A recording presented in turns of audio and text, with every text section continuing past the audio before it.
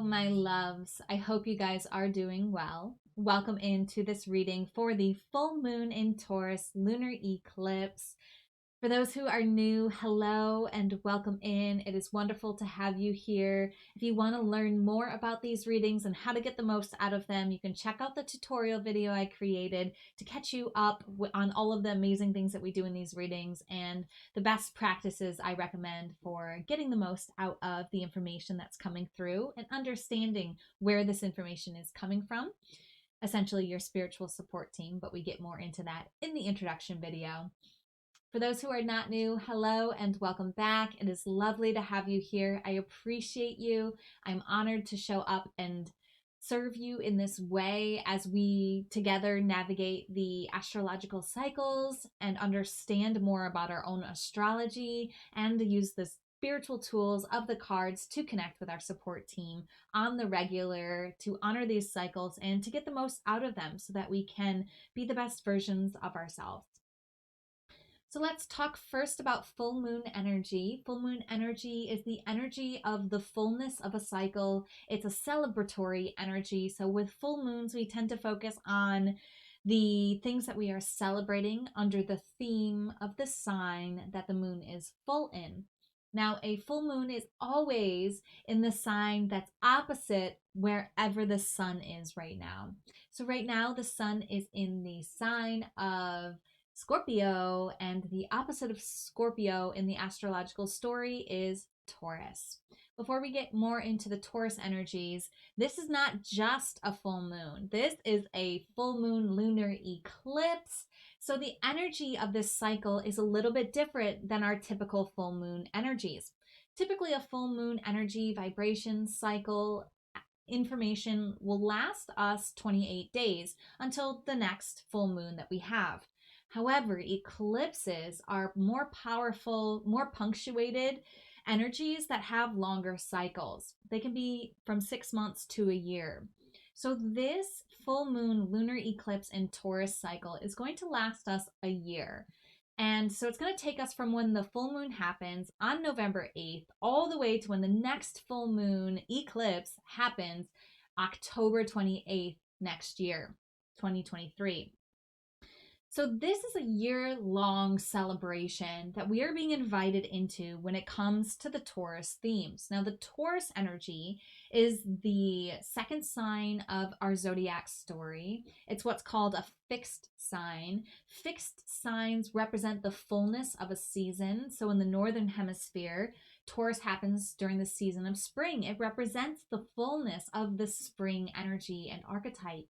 It has the element of the earth. So earth elements in our zodiac story represents the material world. It represents the physical realm.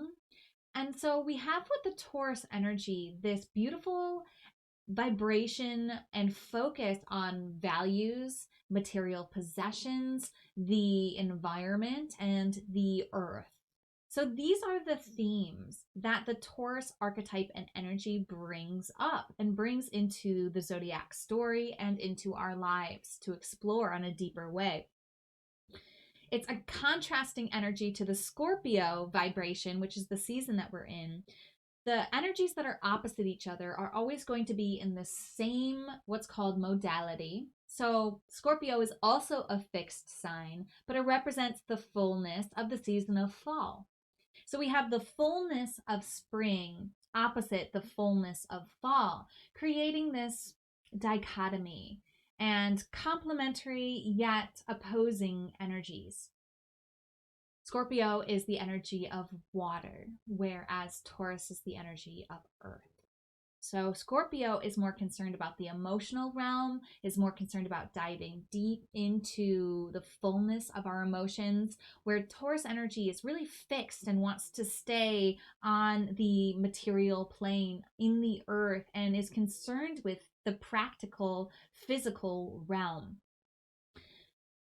So as we are going to move into this cycle with this lunar eclipse, we are going to be celebrating with the full moon energy this Taurus vibration, so values, when it comes to our own values of who we are, what we value in a practical way in our lives, what we find supportive, and what helps to ground us in this experience of life. We're going to be celebrating that with the Angel Therapy deck by Doreen Virtue. So even if you don't believe in angels, your spiritual support team, whoever they may be, is going to help bring guidance to you through the Angel Therapy deck. You are going to be watching only one reading for this lunar phase. There's a lot going on. If you haven't watched the new moon solar eclipse reading for the new moon in Scorpio, I recommend watching that because that's a whole nother cycle that we're in right now that has very, very powerful energies playing out in our lives, and it's going to help us navigate the things that are coming up in our sphere. But this reading, you are only going to watch for where the moon shows up in your chart. So you're going to look for this symbol right here. And this symbol right here represents the moon. And you're going to look for in your chart what astrological sign this symbol was in. If you don't know how to find that information, I did create a tutorial video to help guide you to that information and to that understanding. It is available and the link that's popping up right now. And you can learn all about the information of your chart, or at least how to understand and read the chart from this tutorial video. So you'll watch the video and the advice for your moon sign for this reading. So if you want to support me, there are many ways to do that. You can comment on this, like this, share this, dialogue with me about this, help me learn what is working for you and resonating for you and what isn't. And you can also share it with people who you think might benefit from this guidance and information and this fun game that we play with the astrological cycles, our own astrology, and the spiritual support tools of the cards. You can also give me a financial donation at paypal.me/devotedvulnerable. And you can sign up for any of my services at devotedandvulnerable.com/services. I do offer chart readings there. I do meditations. You can contact me for custom guided meditation. I offer tapping services, and I have a chakra meditation service as well. Those are ways that you can support me if you feel called. It is not necessary, but some people want to know how they can reach out and support me, and those are the ways. Also, let me just invite you in to watch Molly MacLeod's really amazing breakdown of what is going on astrologically the moment this eclipse happens in 16 degrees 1 minute of Taurus at 6:02 in the morning Eastern time on November 8th. If you want to learn more about where the planets are and what that means for you on a personal level, you can go watch her video. I'll link it here, so that you can really learn more about the astrology of this particular moment. I watched the video. I thought it was super helpful and supportive, and so I'm going to guide you there if you want to study more and learn more about astrology and learn more about how this phase is going to impact you.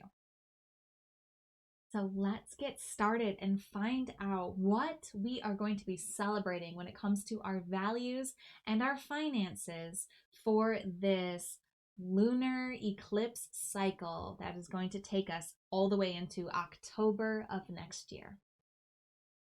So this reading is for you if the moon was in Pisces when you were born. If you're already familiar with the moon in Pisces energy, you can scroll ahead to the reading.